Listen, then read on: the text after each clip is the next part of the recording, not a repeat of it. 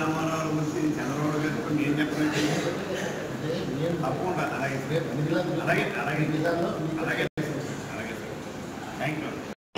నేడు doctor BR Ambedkar Konaseema జిల్లా పర్యటన భాగంగా మెండపేటలో శాసనసభ్యుడు రేగు జోగేశ్వరరావు కలిసి తెలుగు జాతి ఆత్మ దినోత్సవంగా ఎన్టీఆర్ జయంతి జరపాలని చెప్పి ప్రభుత్వాన్ని కోరుతున్నాం.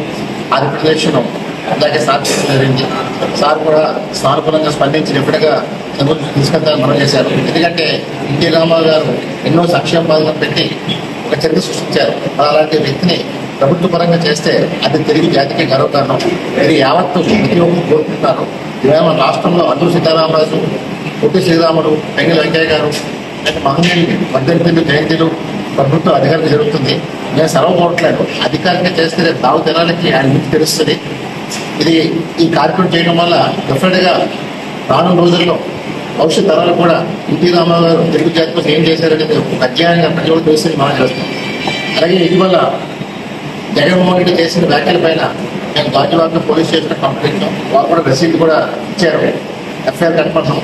ఎందుకంటే మనం చూసాం టీడీపీ సపోర్టర్గా చెరువుడు కిరణ్ కుమార్ టీడీపీ చంద్రబాబు గారు అంటే పార్టీని సస్పెండ్ చేసి అరెస్ట్ చేయమని చెప్పారు. ఇవాళ అలాంటి వాక్యాలు బయటకు వచ్చినాయంటే దానికి కారణం వైసీపీ మనం చేస్తాం. మూలాలు వైసీపీలు ఉన్నాయి.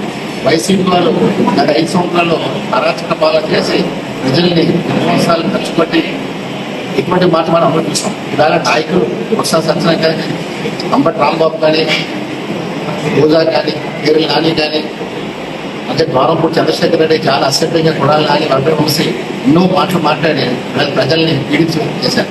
ఈరోజు ప్రభుత్వం వచ్చిన ఇదిలో వాళ్ళు రగిలిపోతున్న బాధతో మాట్లాడచ్చు. కానీ అది మాట్లాడింది మేము తెలుసు పూర్తిగా మేము ఖండిస్తున్నాం. ఎందుకంటే మహిళలను గౌరవించడం తెలుగుదేశం పార్టీ సంప్రదాయం.